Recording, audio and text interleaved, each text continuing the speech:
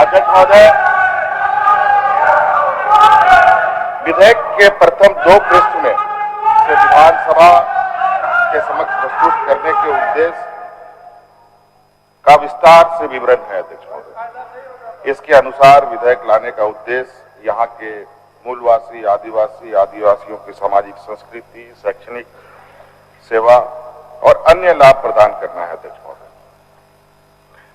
अध्यक्ष महोदय, 1932 के पश्चात दूसरे राज्यों के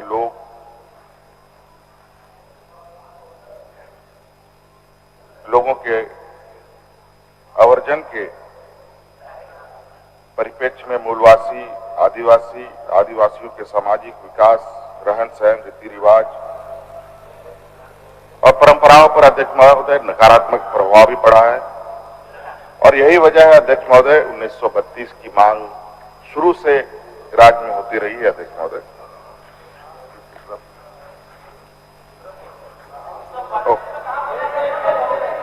और आ रहा है वो 77% रिजर्वेशन बढ़ाने की बात लंबोदर बाबू रखा उसका अध्यक्ष महोदय आ रहा है। आप लोग हल्ला करिएगा तो गड़बड़ होगा। इनके संशोधन अध्यक्ष महोदय ऐसे आते हैं अध्यक्ष महोदय, ये एन केन प्रकार अभी आगे और भी देखेंगे अध्यक्ष महोदय। इससे प्रतीत होगा कि ये लोग अपनी पुरानी 1985 का ही इर्द गिर्द घूमते हुए नजर आएंगे अध्यक्ष महोदय, और कैसे ये कानूनी अड़चनों में फंसे अध्यक्ष महोदय, और यहाँ के लोगों के हक अधिकार जो इन लोगों ने 20 साल तक दबा के रखा है अध्यक्ष महोदय, और किस तरीके से इसको दबा के और भविष्य में भी रखा जाए। अध्यक्ष महोदय,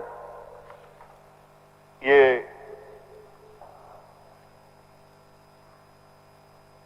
इनकी एक सोची समझी रणनीति है अध्यक्ष महोदय। जो ये 90% कह रहे हैं अध्यक्ष महोदय,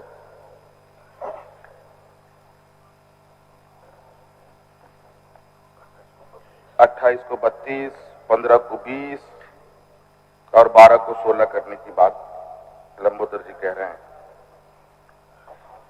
और बहुत सारी बातें अभी सदन में आएंगी अध्यक्ष महोदय, एक एक करके जवाब भी दिया जाएगा। और ये कहीं से अध्यक्ष महोदय, कहीं से ये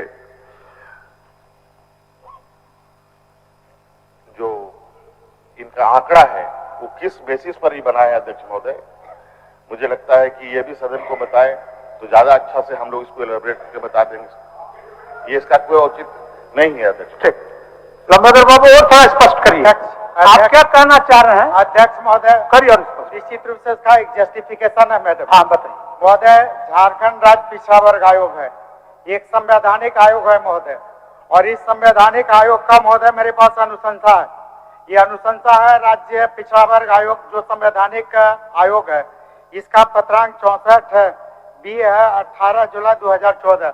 इसमें अनुशंसा किया है कि पिछड़ी जाति के पिछड़ी जाति जिनकी आबादी 55% है, इनको 36% से 50% तक आरक्षण दिया जा सकता है। तो हमने जो मिनिमम है 36% का जो अनुशंसा है, उसी के आधार पर राज्य का सरकार का जो विधेयक है, जिस विधेयक में कह रहा है कि हम ओबीसी को 27% दे रहे हैं, हम लोग उसका स्वागत करते हैं। लेकिन राज्य पिछड़ा वर्ग आयोग का जो अनुशंसा है, जो कहता है कि कम से कम 36% से 50% दिया जा सकता है, चूंकि इनकी आबादी 55% है, तो महोदय इसी के आलोक में हमने संशोधन प्रस्ताव डाला है कि निश्चित रूप से जो आप 15% दे रहे हैं उसकी जगह पर 20 करिए, और 15 ये चूंकि दोनों मिला के एक हमारा है कि जो हम अभी 15% BC1 की बात कर रहे हैं, 15 के जगह पर आप 20 कर रहे हैं, और जो 12% की हम लोग बात कर रहे हैं उसके जगह पर 16, तो 36% जो राज्य पिछड़ा वर्ग आयोग का अनुशंसा, उसके आलोक में हमने संशोधन प्रस्ताव दिया। महोदय हम जस्टिफिकेशन आगे बात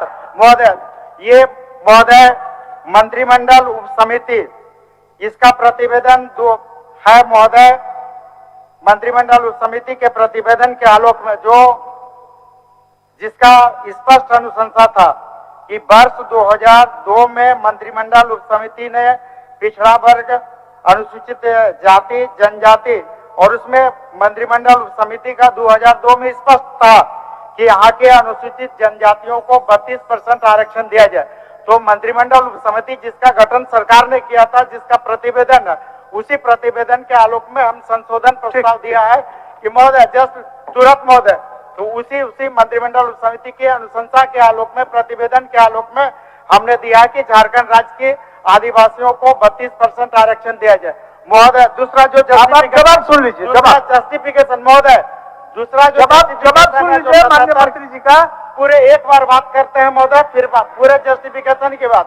दूसरा महोदय जो जस्टिफिकेशन है कि हमने कुल मिला के 70 के जगह जो 90 का प्रस्ताव डाला महोदय, ये सुप्रीम कोर्ट का आदेश है महोदय। इस सुप्रीम कोर्ट के आदेश तमिलनाडु आरक्षण संशोधन माननीय सर्वोच्च न्यायालय में दायर SLP 13/526/2093, इसमें महोदय कहाँ कह रहा है कि सरकार आरक्षण नहीं बढ़ा सकती है? सरकार आरक्षण बढ़ा सकती है, खाली सरकार को एक्सरसाइज करना है कि जो राज्य में लोग रह रहे हैं, जो पिछड़ी जाति है, जो SC है, जो ST है, उनका परिणात्मक डाटा आंकड़ा करके सरकार बढ़ा सकते हैं।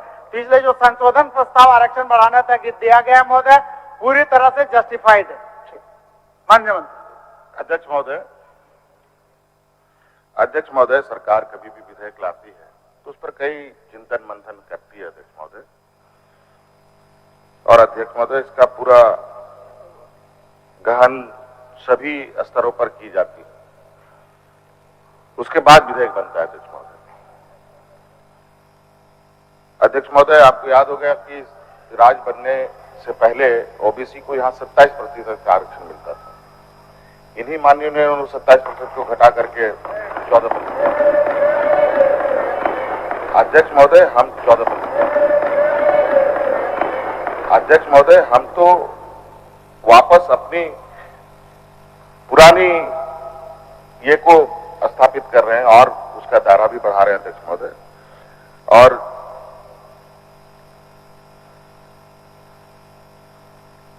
इतने सारे विचार के बाद जब विधेयक बना है अध्यक्ष महोदय, तो ये कानूनी और वैधानिक रूप से चीजें स्थापित हो, लोगों को इसका लाभ मिले, ये सरकार का उद्देश्य है अध्यक्ष महोदय। मुझे लगता है अध्यक्ष महोदय इसमें किसी भी तरीके का संशोधन की आवश्यकता नहीं।